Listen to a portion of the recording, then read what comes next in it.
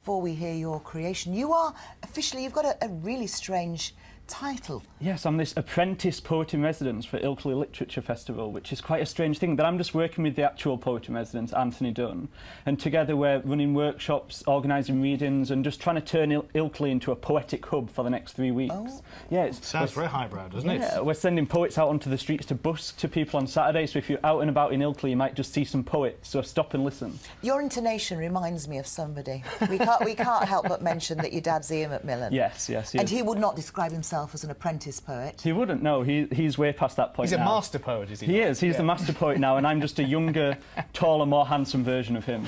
Well, look, we did, I think, set you a really difficult challenge. We asked you to look at the things that were in the news programme and make a poem. Yes, so I've been working on that for the last hour. Would you like to stand and deliver? Thank you very much. You should, absolutely. So this is Thursday's news.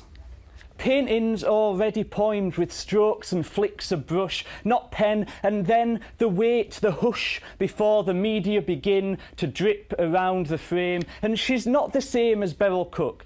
Just look, she's better. Her colour as bright as a newly bought skirt, alert to the real shape of real women. She flirts with us, looks us in the eye, calls us on our guilt of being shallow. Straight on bullseye, hit with an arrow, and if this isn't able, I don't know what is. Maybe being an archer's like being in sales, hitting target after target with no miss or fail. And this is the year we broke a 30-year wait for gold. And if archery is sales, then I'm sold on Danielle as our next great thing, on a going on to bring home medals by the planeful, on a taking off and landing as smooth as a short distance flight from Geneva. We're proud of her and we're transfixed by watching things that fly. We've got an urge for sky, to tear ourselves from the grounded page, to spend our days leaving rather than living here. If the country was a stadium, we'd leave before the end, and never mind the bend of a perfect volley, the shining trophy of a thrilling game. How's it ever going to be the same when we've had 19 goals and keeper turning striker?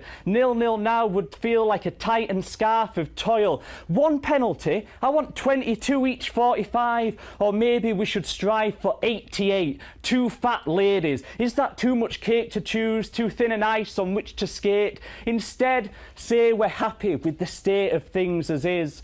We'd all like to be thinner, to be next week's lotto winner, but at least as the days grow slimmer and the night drives on like a rusty black car, we don't have to go that far for comfort. We've got books where every letter is a stitch against the fraying cold of winter. And now, to close, what could be better, after Phil and Krista and some rhymes dissected, to bring on Paul's descriptions of the drizzling flat cap of the Yorkshire weather. Very good. Very good. I'll be quite finished now.